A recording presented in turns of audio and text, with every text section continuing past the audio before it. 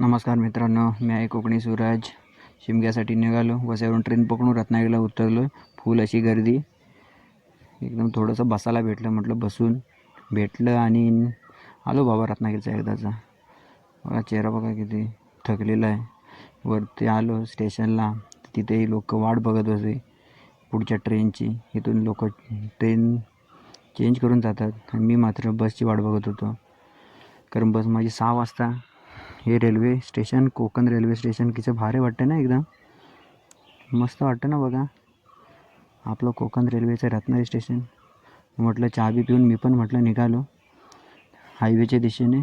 6ची बस होती. 6ची बस पकडण्यासाठी मी चालतो आहे. काही लोकसुद्धा, कोकणी लोकसुद्धा चालत होते पालखीसाठी आलेली.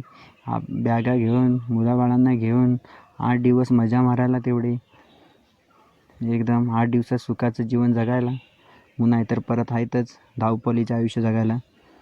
म्हटलं बघूया. बस पकडली, मी उतरलो. मध्ये काय मला व्हिडिओ काढायला भेटले नाही, कारण बसमध्ये झोपलो. हे आमच्या उनी स्टॉपला उतरलो. तिथेसुद्धा एक बस पकडायची होती माझ्या गावात येण्यासाठी. बस पकडली आणि बसायलासुद्धा भेटला. आणि आमचं हे एस टी महामंडळाचा ड्रायव्हर आहेत ना, काय सांगू तुम्हाला, सुपरफास्ट.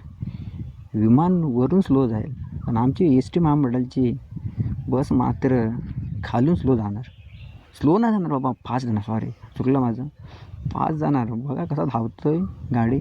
आता थोडासा स्टॉप आला आहे, आता थोडासा नॉर्मल होईल आणि झाला. इथे शांत, लोक उतरली आणि ह्याच्यानंतरचा स्पीड बघा आता काय असेल. तुम्हीच ठरवा. बघा हा स्पीड आहे एस टी महामंडळाच्या ड्रायव्हरांचा.